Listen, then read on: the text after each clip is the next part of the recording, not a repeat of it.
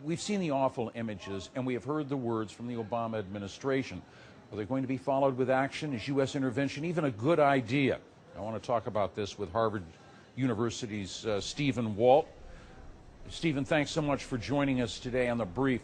You know, I have known that you've been opposed to direct U.S. military intervention there, but I want you to listen to what John McCain had to say this week. Everything that the non-interventionists said that would happen in Syria if we intervene has happened. The jihadists are on the ascendancy. There is chemical weapons being used. The massacres continue. The Russians continue to be assisting Bashar Assad, and the Iranians are all in. Does anything that John McCain say change your point of view? No, it doesn't, because there are still no attractive U.S. options for military intervention that show a high probability of actually making the situation better. The situation there is clearly awful, but direct American military involvement is unlikely to improve it. There are real limits to what the United States can accomplish with air power, in part because we don't know, say, where all of the chemical weapons might be, and because air power alone doesn't allow you to control political events on the ground. Even Senator McCain is not advocating the use of American ground troops there, and I think, unfortunately, we remain in a situation where the only attractive option for the United States is humanitarian assistance to the refugees, but not direct military involvement to try and win the civil war. What is the major reason that the U.S. and others are willing to stand on the sidelines in this one? What are their interests that can't be overcome? Well, first of all, it's not clear that the United States has vital interests in the outcome in Syria. It's obviously a wrenching humanitarian situation, but Syria has been governed by a brutal regime for 40 years, and the United States has been, successful, safe, and prosperous that entire period. So determining which group of people is going to be running Syria in the future may not be a vital interest for the United States. More importantly, we don't have the capacity to dictate the outcome there.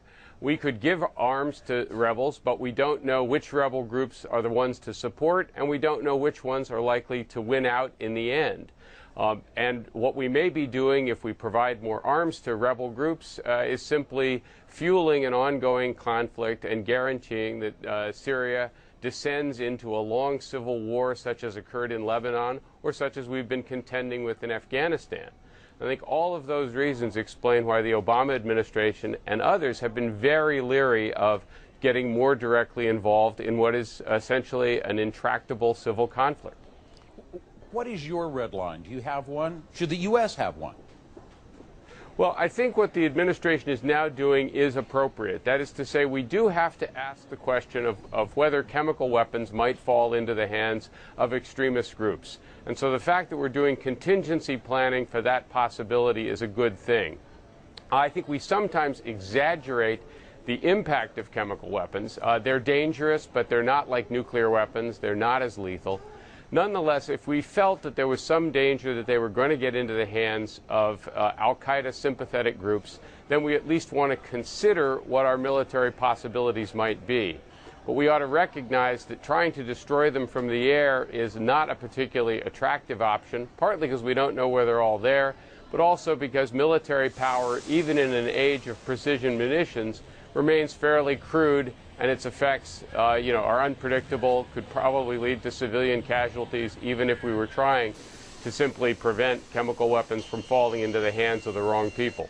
Stephen, before we have to go very quickly, I just want to ask you, when we look at polls, the U.S. public seems to be adamant on this one as well. They don't want to become involved.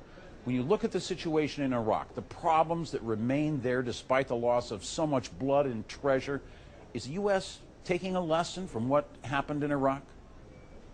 Well, I think that's right. The United States had over 100,000 troops in Iraq, and we could not dictate the political outcome there. We did back the al-Maliki government, and we now think of the al-Maliki government as being too extreme and pushing a Shia agenda that we don't think is good for Iraq or good for the region.